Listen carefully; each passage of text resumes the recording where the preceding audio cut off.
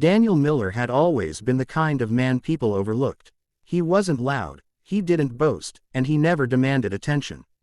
His quiet nature was a blessing in his work as a mechanic. Customers trusted him, colleagues respected him, and he found satisfaction in solving problems with his hands. But at home, that same humility often turned into a weapon used against him by the person who should have been his greatest supporter, his wife, Jessica. Jessica had grown up in a family where appearances meant everything. To her, status wasn't just important, it was survival. Her friends married men with impressive careers, and her sister's fiancé was a rising attorney. Next to them, Daniel seemed painfully ordinary. To Jessica, he wasn't her steady, dependable husband, he was the symbol of what she believed she lacked: glamour, prestige, and recognition. It all came to a breaking point at her younger sister's engagement party.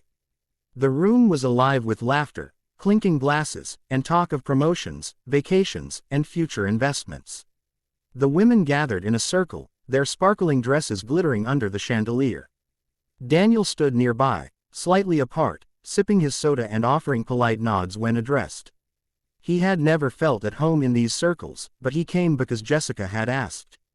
Then it happened. One of the women, with a smile that was meant to be polite but carried a sharp edge, turned to Jessica and asked, "So, Jessica, what does your husband do?"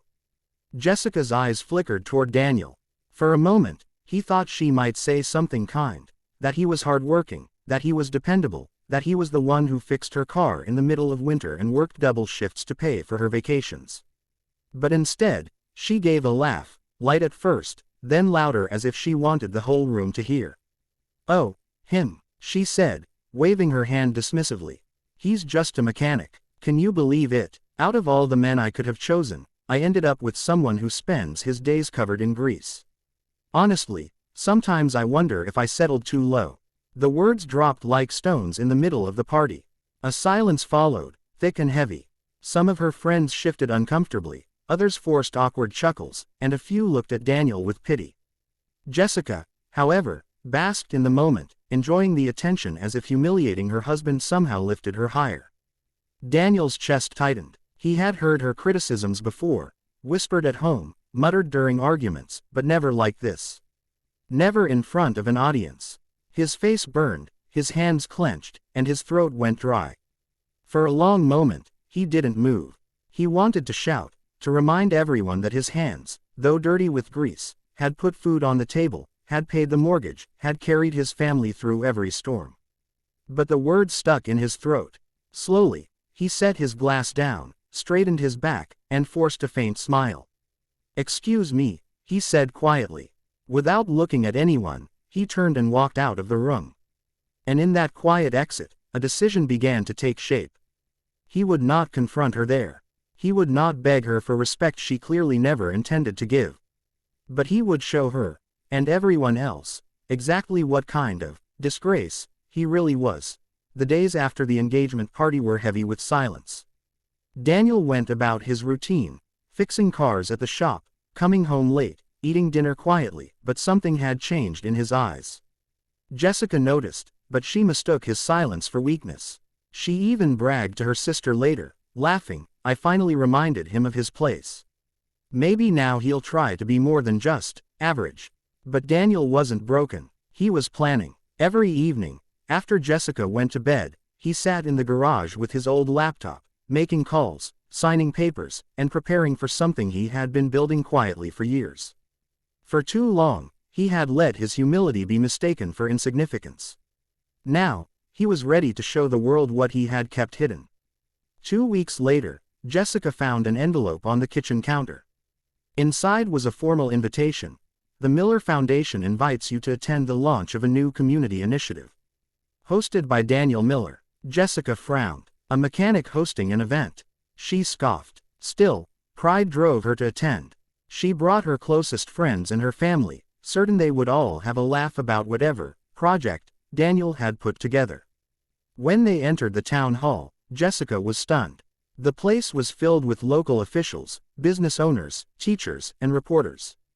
At the front stood Daniel, not in his grease-stained uniform, but in a sharp suit. His posture was straight, his expression calm, his presence commanding in a way Jessica had never seen. He stepped to the podium. The room fell silent. "Most of you know me as the town mechanic," he began. "And I'm proud of that. Honest work keeps communities alive. But what many of you don't know is that for the past decade, I've been working on something else." A screen lit up behind him, showing blueprints, photos, and construction. "I saved every extra dollar, every spare hour, and I built something for this town. Today, I am proud to announce the opening of the Miller Skills Academy, a vocational center where young people will learn trades, mechanics, carpentry, electrical work. Skills that give dignity and independence." The audience erupted in applause. Officials shook his hand, community leaders praised his vision, and young people cheered. Reporters scribbled furiously. Jessica sat frozen. Her friends stared wide-eyed. The man she had called a disgrace was standing before hundreds of people, celebrated as a visionary. Daniel's eyes found hers across the crowd. He held her gaze as he said, "Respect is not about titles or money. It's about contribution, integrity, and character. For years, I didn't ask for recognition, only for respect. But some people can't see the value in quiet strength until it speaks louder than their pride." The words pierced Jessica deeper than any insult. She saw the truth. While she had mocked, he had built. While she had sought status, he had created legacy. And then came the final blow.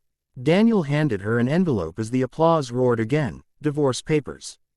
Calmly, he said, "I will not live with someone who despises the very work that makes me who I am." Gasps echoed through the hall. Jessica's face burned with humiliation. The man she had shamed was now walking off the stage, surrounded by admiration, while she sat in silence, the true disgrace revealed.